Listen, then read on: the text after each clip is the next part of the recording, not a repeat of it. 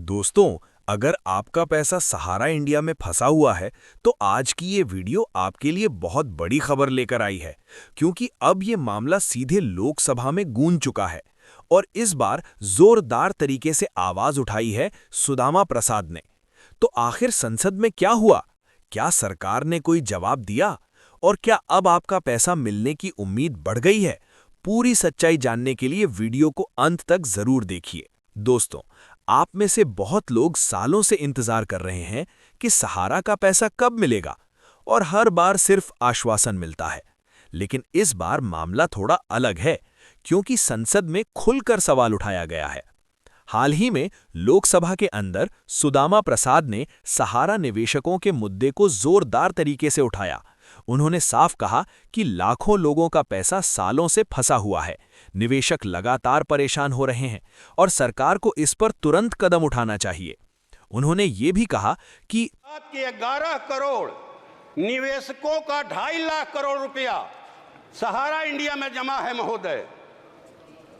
पैसे के इंतजार में 3970 निवेशकों की मौत हो गई, 65 अभिकर्ताओं की मौत हो गई, एजेंटों की। ये पैसा गरीबों का पैसा है, देश के मध्य वर्ग का पैसा है, जिन्होंने अपने बहन बेटियों की शादी के लिए, बाल बच्चों की पढ़ाई के लिए, अपने संकट के दिनों के लिए वो पैसा जमा किया था और ये पैसा नहीं देना चाहते हैं।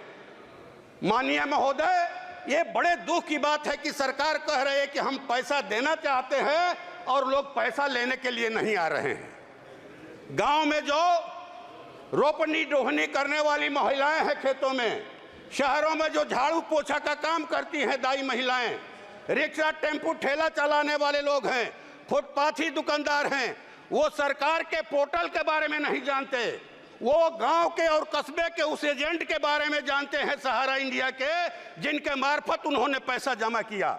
महोदय, आपके माध्यम से सरकार से हमारी मांग है कि ये पैसा एजेंटों के मार्फत दिलवाया जाए निवेशकों को। ये पेट पर लात पड़ रहा है उनका। कहे कि हुक उठती है जब वो हमसे कहते हैं, उनके अंदर हुक उठती है। तीसरी बात ये महोदय कि हमारे आरा संसदीय क्षेत्र में बिजली की भारी कटौती हो रही है। जब पावर इतना पैदा हो रहा है देश में, तो ये कटौती क्यों?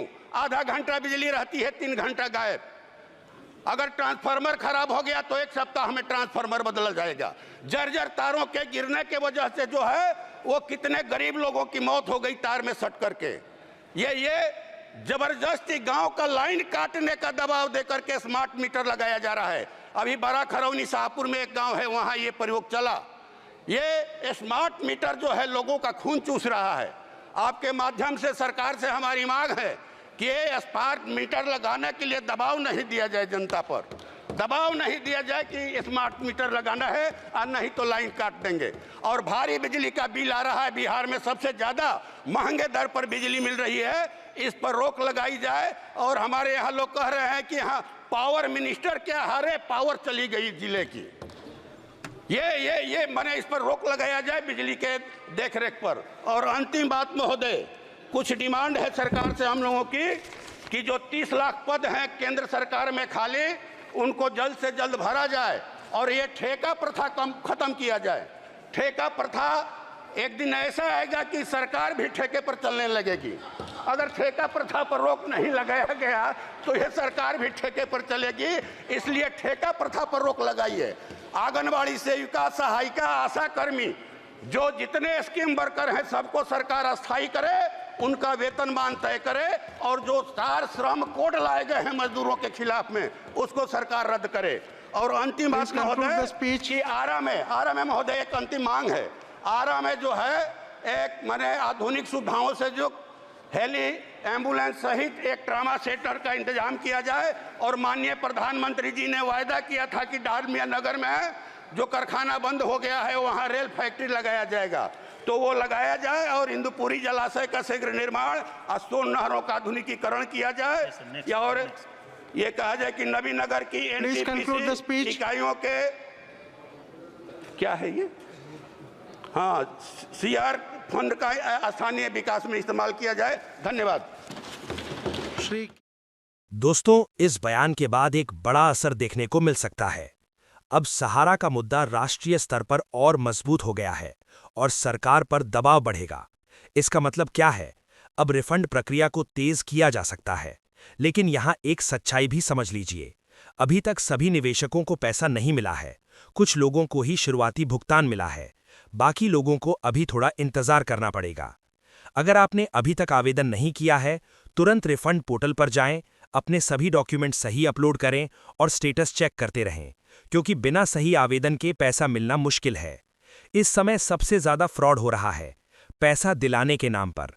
अगर कोई आपसे कहता है पहले पैसे दो फिर रिफंड मिलेगा, तो समझ जाइए वो ठग है। दोस्तों, किसी ने अपने बच्चों की पढ़ाई के लिए पैसा जमा किया था, किसी ने अपनी पूरी जिंदगी की बचत लगा दी थी और आज वही पैसा सालों से अटका हुआ है। इसलिए जब संसद में आवाज उठती है तो उम्मीद जरूर बढ़ती है। तो दोस्तों, अब आप बताइए, क्या आपका भी पैसा सहारा में फंसा है और क्या आपने रिफंड के लिए आवेदन किया है? कमेंट में जरूर लिखिए। वीडियो पसंद आई हो तो लाइक करें और चैनल आज का भारत को सब्सक्राइब जरूर करें, क्योंकि यहां आपको मिलती है हर बड़ी अपडेट सबसे पहले।